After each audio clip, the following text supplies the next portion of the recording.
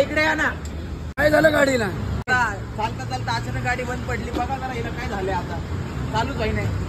ठीक आहे मी बघतो.